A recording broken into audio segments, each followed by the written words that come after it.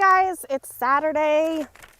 I talked to Melanie today. She is doing absolutely fantastic. The kids are doing great. They got to video chat today, so everybody's happy. Today is the 10th day. Robert will be eating dinner. I'm kind of grossed out by what he's eating because it's disgusting, but he is going to be eating a Dorito ramen burrito, I think is how Melanie described it, and it sounds gross, but I'm sure he's really looking forward to it.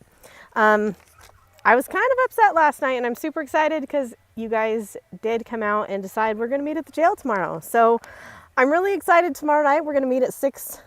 Everybody's putting 6:30. I'm going to tell myself 6 because I'm always late.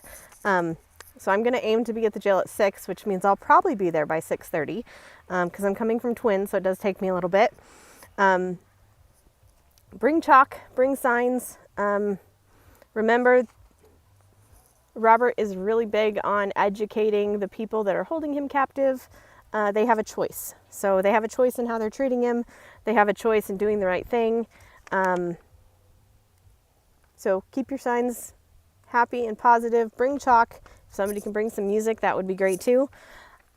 Got a couple different updates from Melanie about just what's going on in the jail. They did tell him that he may have the opportunity to get some early release if he has good behavior. And same time he found out about that, he was also forced to sign I think it's like a financial statement where they wanted him to write down his account balances and all of his account numbers and his mortgage number and his mortgage payment, all of which he doesn't handle, so he couldn't answer those. He did answer them to the best of his ability, and when he signed it, he made sure to sign it under duress because they were forcing him to do it, or else there wasn't really a good reason. So kids are super happy because they did get to see him tonight on video, which is great. I'm really excited that we are going to get some good video and pictures tomorrow so we can show him that on Monday. And it looks like Melanie did get some more food ordered for him, so that's good. Lots of things. We've got a couple different people that have been reaching out to different legislators. We want to do something. So if you reached out to them and you have something that we can do, let me know. But tomorrow, September 25th, meet me at the jail. I'm going to aim again for 6 p.m. But it sounds like, because I'm always late, it'll probably be closer to 6:30. We are not going to step on the jail sidewalk.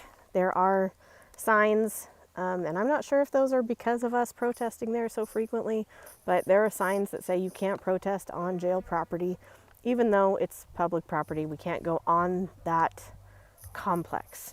So we have to stay on the sidewalk. So I'm thinking if we meet on the corner of Cole and Barrister, that will give us some good drive-by traffic on a Sunday evening and hopefully bring some awareness to what's going on. If you are new to what's going on, Robert's in jail for protesting the lockdowns in 2020. He did make some noise. He was convicted of disturbing the peace for banging on a bucket.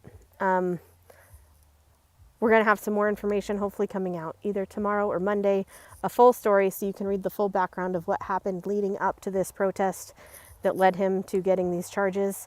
But this is a complete assault on our First Amendment rights, guys. I've made noise. Anybody that's protested in the last 2 years has made noise, and we shouldn't go to jail for making noise at a protest. The noise that he made was actually pretty minimal compared to other protests that I've been to. One last thing I wanted to update you guys on. He is in Bunk 76. And if anybody knows the impact of that number, it's just kind of cool that he's in Bunk 76. He is continuing to make a really strong impact on some of the other inmates that he's with. So maybe he's in there for a reason, and maybe he's connecting with these guys for a reason. I don't know what we can do going forward to help some of these other people that are in there, because it sounds like one of them is a complete paperwork error, and this guy just lost his life because, I mean, he didn't die, but I mean, he had to be drug into jail over a paperwork error, and it's definitely affected his personal life because of a paperwork error, which is totally unacceptable, and you know they're not going to be held accountable unless we hold them accountable.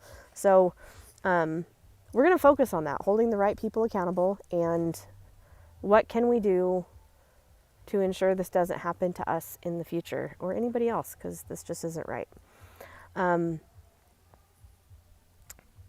So tomorrow night, Sunday the 25th, meet me in Boise. I'm driving all the way from Twin, so I don't want to hear anybody's excuses that it's too far, it's only for an hour.